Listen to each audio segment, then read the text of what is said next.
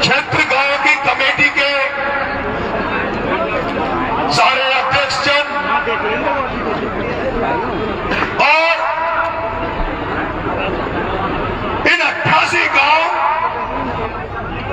और 88 गांव में रहने वाले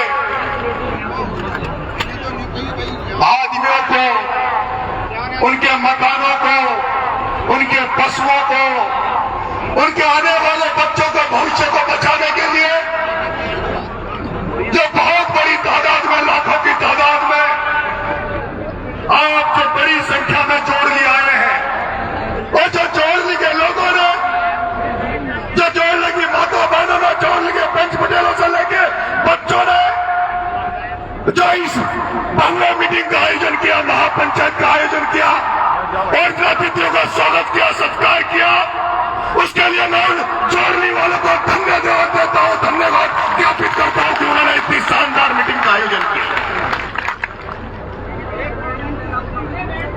मंच पर विराजमान सभी नेतागण, देश में नरेंद्र मोदी द्वारा घोषित काले कानूनों को भूंगरनी बनाकर वापस मोदी के पिछवाड़े में डालने वाले राकेश जी टिकैत साहब, राजस्थान की राजनीति में मेरे क्रांतिकारी बड़े भाई आदरणीय राजेंद्र जी गुडा साहब, आपके सपोर्टर से पूर्व मंत्री बड़े भाई रमेश जी मीणा साहब, आपका सपोर्टर का बेटा, आपका विधायक भाई हंसराज जी मीणा, आपके इस मंच पर विराजमान सभी नेतागण, मेरे क्रांतिकारी साथी भाई प्रहलाद खटाया, आशीष राम गुर्जर, भाई आमिर खान, तमाम सर्व समाज के लोग जो इस रैली में, इस पंचायत में बहुत कुछ मन बनाकर आए हैं, कुछ लेने आए हैं। मैं जानता हूं इसके पहले कई पंचायतें हुई, अगर नरेश मीणा भूख हड़ताल पे नहीं होता तो नरेश मीणा चकेरे की धरती पे भी आता। मैं इस महापंचायत में जब आया था तो सोच कर आया था कि नरेश मीणा एक भी शब्द भाषण में नहीं बोलेगा, भाषण नहीं बोलेगा।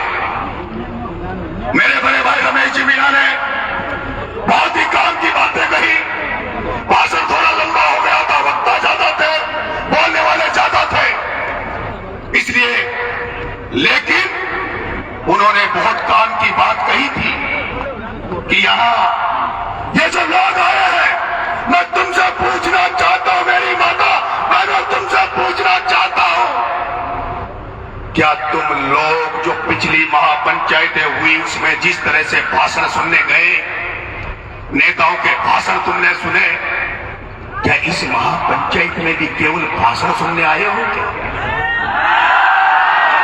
वो लोग हाथ खड़ा करे, वो लोग हाथ खड़ा करे जो केवल भाषण सुनने आए हैं। भाषण सुनने नहीं आए ना? नहीं, मुझे पता था। मैंने राजस्थान की राजनीति में उस आंदोलनकर्ता किरोड़ीलाल मीणा का आंदोलन देखा, मैंने राजस्थान की राजनीति में उस सामाजिक क्रांति के प्रेरणा कर्नल फैसला का आंदोलन भी मैंने बहुत नजदीकी से देखा है, और उन आंदोलनों को मैंने नजदीकी से देखा। मैंने मीणा का आंदोलन बहुत नजदीकी से देखा। मैं देखता हूं जब कई आंदोलन होते हैं, मैं देखता हूं जब कई आंदोलन होते हैं, और आंदोलनों में बार बार पंचायतें बुलाई जाती है, बार बार मीटिंगें बुलाई जाती है, बार बार लोगों को पीले चावल बांटे जाते हैं, तो जनता के मन में एक भाव आ जाता है, भाव ये आ जाता है कि ये लोग आंदोलन के लिए लड़ाई नहीं लड़ रहे हैं, तो केवल रोटियां सेक रहे हैं, इनको तो केवल अपनी नेतागिरी करना है। मुझे लगता है कि इस आज की धरती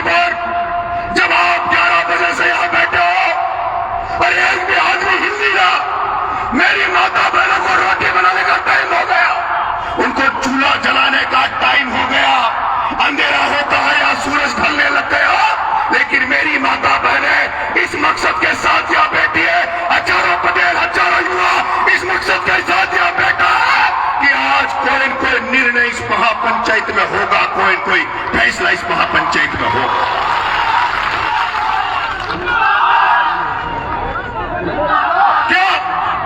क्या आप फैसला चाहते हो? अगर हाथ खड़ा करो फैसला चाहते हो तो मैं आपसे कहना चाहता हूं, कमेटी के लोग, वो क्षेत्र गांव के क्षेत्र कमेटी के लोग 5 मिनट के लिए पीछे चले जाओ, 5 मिनट के लिए पीछे चले जाओ। ये जो मंत्री नेता यहां बैठे हैं, इनसे 5 मिनट की मंत्रणा कर लो, 5 मिनट की मंत्रणा कर लो। तुम्हारा जो फैसला तो तुम्हारा ही रहेगा। तुम जो फैसला करोगे उस फैसले के साथ सारे मंच पर बैठे लोग आपके साथ रहेंगे, क्योंकि आपने कई दिनों से मेहनत कर रहे हो, लड़ाई लड़ रहे हो। लड़ाई हम आपके सुपुर्द करते हैं। हम तो सैनिक बनकर, सेनापति बनकर तुम्हारी लड़ाई तुम्हारे साथ मिलकर, कमेटी वालों की लड़ाई कमेटी वालों के साथ मिलकर लड़ाई लड़ेंगे। लेकिन सुन लो कमेटी वालों, ये लड़ाई कोई राजनीतिक नहीं है, ये लड़ाई घर बचाने की है। मेरी माता एक गीत गाती है, मेरी माता एक गीत गाती है कि चिड़िया घोंसलों को छोड़े, कशा बच्चा बच्ची को कशा घर को छोड़ दिया। लड़ाई राजनीति की नहीं है, लड़ाई राजनीतिक भाषण की नहीं है। मैंने देख लिया जब रात शाम को 5-6 बज रहे अंधेरा होता रहा, मेरे माताओं, मेरे किसान भाइयों, नेताओं ने कहीं बूढ़ा साहब ने एक सुनिया छोड़ दिया था कि डिलीवरी होने वाली है, डिलीवरी रोकनी है। हो सकता है कांग्रेस ने प्रेग्नेंट की हो सकता है कांग्रेस ने प्रेग्नेंट की हो और डिलीवरी का समय बीजेपी की सरकार में आ गया। लेकिन कमेटी वालों, जनता, अगर तुमने नरेश पे भरोसा कर दिया तो भ्रूण हत्या कर दूंगा, उस डिलीवरी को नहीं होने दूंगा।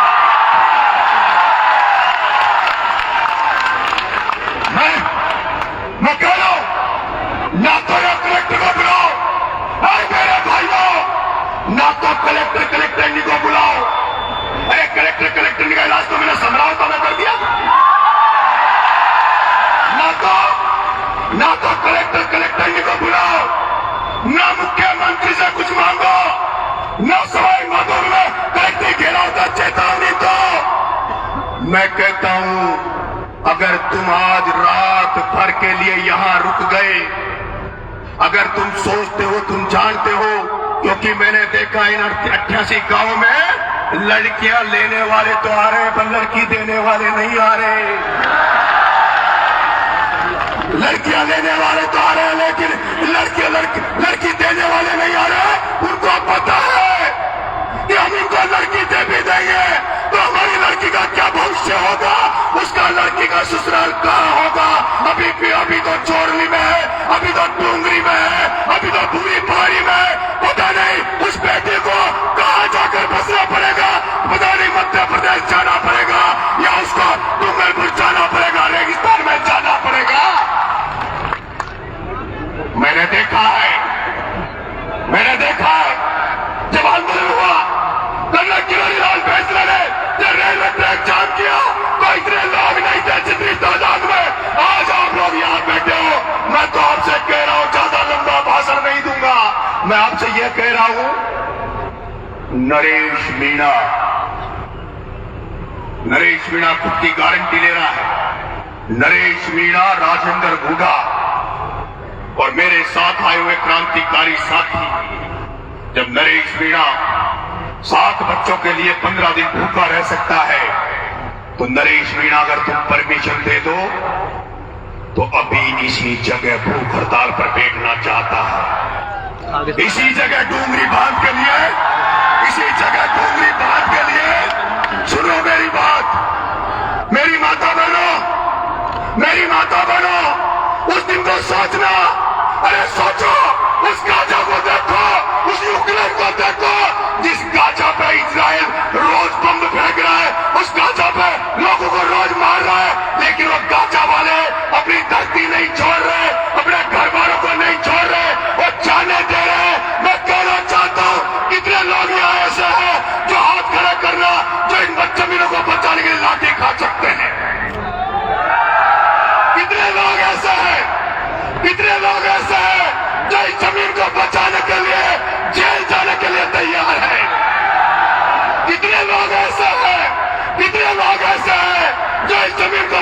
बचाने के लिए, आने वाले बच्चों के भविष्य को बचाने के लिए अपनी जान पर अपनी गोली खा सकते हो, हाथ करे करें। मैं तुमसे कह रहा हूं, मेरा मन कर रहा है कि मैं इसी जगह भूख हड़ताल पर बैठूं, और तमाम लोग रुक जाइए, मैं तमाम लोगों से निवेदन कर रहा हूं, जब हजारों लोग भूखे मर जाएंगे तो नरेश मीणा के मर जाने से क्या फर्क पड़ेगा। और मैं आपसे निवेदन कर रहा हूं, सुन लीजिए, जो कमेटी फैसला करेगी वो कमेटी करेगी, उसके बाद मैं फैसला लूंगा, लेकिन मैं मेरी मन की बात बता रहा हूं, ये बता रहा हूं, आंदोलन रोज रोज नहीं चलेगा, रोज रोज महापंचायतें नहीं होगी, कलेक्ट्री का घेराव करके क्या कर लोगे तुम? क्या है कलेक्ट्री है क्या? मैं नरेश मीणा, अगर तुम मुझे नेतृत्व दे दो या कमेटी वालों मेरे से पूछ लो, कल भजनलाल के मंत्रियों को ला दूंगा यहां, भजनलाल के मंत्रियों को ला दूंगा, क्योंकि अभी थोड़े दिन पहले विजय फैसला ने आंदोलन की चेतावनी दी, संख्या बहुत कम थी, लेकिन सारे गृह मंत्री मंत्री सब चले गए थे।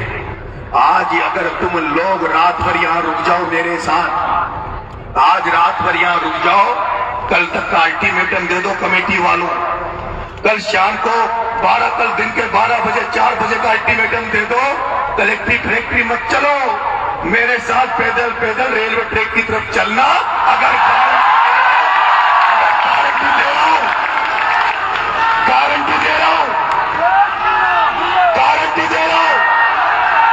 अगर गारंटी दे रहा हूं, सुन लो, अगर गारंटी दे रहा हूं, कलेक्टर तो क्या, वो नया जो मुख्य सचिव आया है ना, वो अगर पटरी पे तुमसे बात करने नहीं आ जाए तो नाम बदल देना।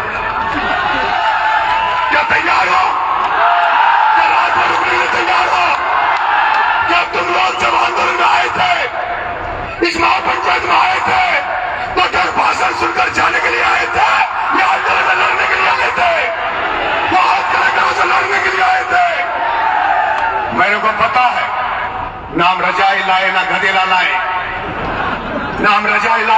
लाए, लेकिन मुझे भरोसा है कि आने वाली पीढ़ियों को बचाने के लिए, हमारे घर बार को बचाने के लिए, मुझे भरोसा है, अगर तुम आज की रात इस जगह रुक गए, और कल मेरे साथ ऐसे 500 ही रुक जाओ, क्योंकि नरेश मीणा तो अकेला सम्राटों में भारी पड़ गया था, अगर 500 भी रुक जाओगे तो डूंगरी बांध को रद्द करने की गारंटी लेता हूं, लेकिन बार बार महापंचायतें बुलाओगे, बार बार कलेक्ट्री का घेराव की रणनीतियां बनाओगे, तो ये जो नेता है जो मंच पे लड़ रहे हैं, ये तुम्हारे आंदोलन को खत्म कर देंगे।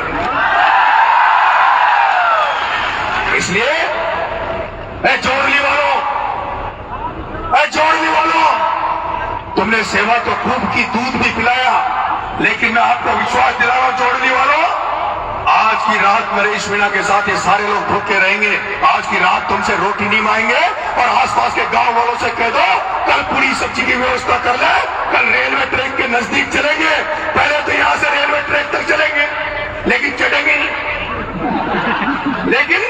पटरी पे चढ़ेंगे नहीं, पहले पटरी के नीचे बैठ जाएंगे, फिर थोड़ा और इंतजार करेंगे, और फिर कोई नहीं आया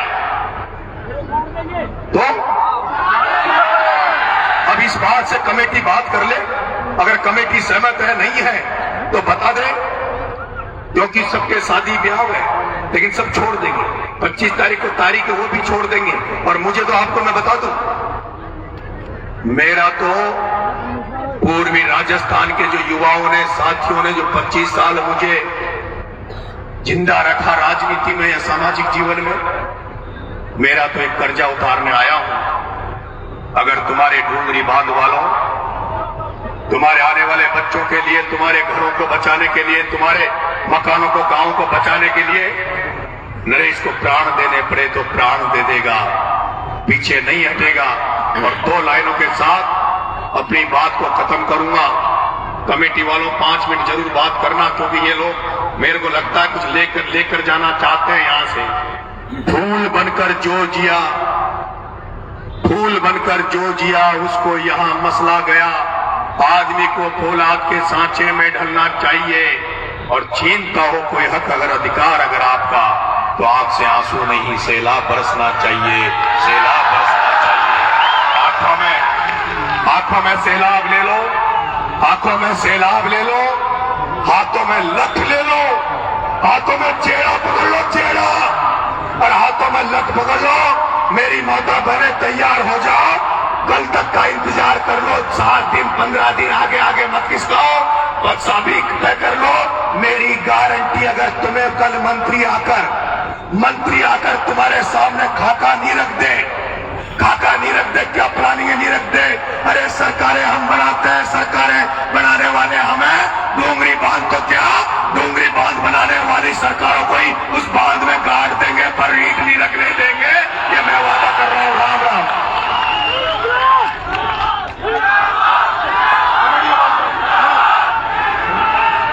कमेटी वाले कौन है? कमेटी वाले बात कर लो। और सुनो, मैं तो जाने वाला नहीं, मैं तो जाने वाला नहीं हूं। जो लोग रुकेंगे, अगर जिनको डोंगरी बांध की चिंता होगी वो रुकेंगे, और जो हमारे रोटी पे रोटी का भूखा मरवाला